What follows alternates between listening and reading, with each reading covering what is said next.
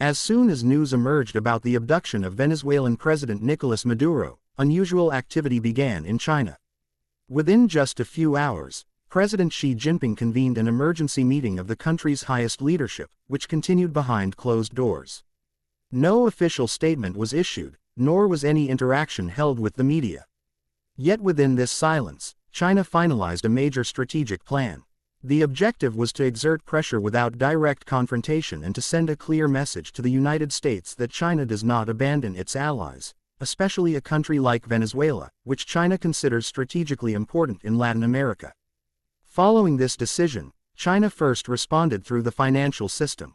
China's central bank temporarily suspended dollar-based transactions with major companies linked to the U.S. defense industry.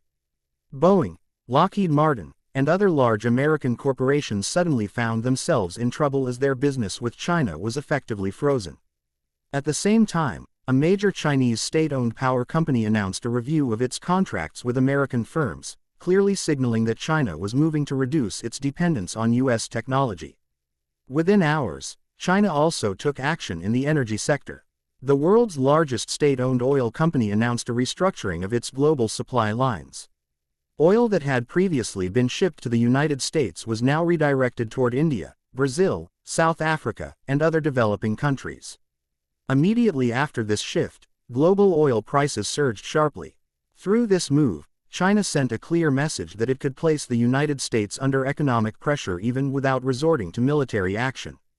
Meanwhile, China began asserting its influence in global trade as well. Chinese shipping companies altered their shipping routes, significantly reducing traffic to U.S. ports. As a result, container volumes declined at major American ports, and the supply chains of companies such as Walmart and Amazon were disrupted. Shortages and delays of goods began to appear in markets, further increasing pressure on the American commercial system. A key feature of all these actions was that they were carried out simultaneously. Instead of applying pressure gradually, China implemented multiple decisions at once, leaving the United States little time to respond and maximizing the impact. It was an economic shock that struck directly at the system itself. As the United States was still struggling to absorb these effects, China advanced on the diplomatic front as well.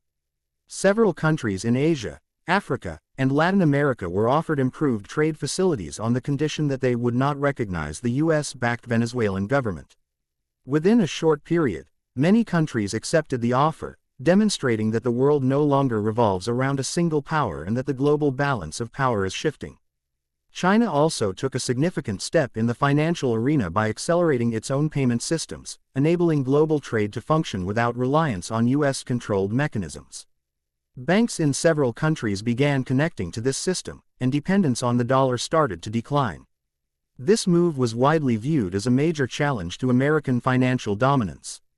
Finally, China intensified pressure in the technology sector.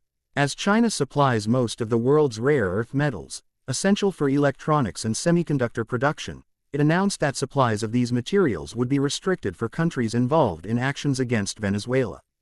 This decision alarmed major American technology companies, whose production depends heavily on Chinese supply chains. Through all these measures, China demonstrated that in the modern world, wars are not fought solely with weapons. Economy, trade, energy, financial systems, and technology have also become powerful tools, and China knows very well how to use them. John Nicholas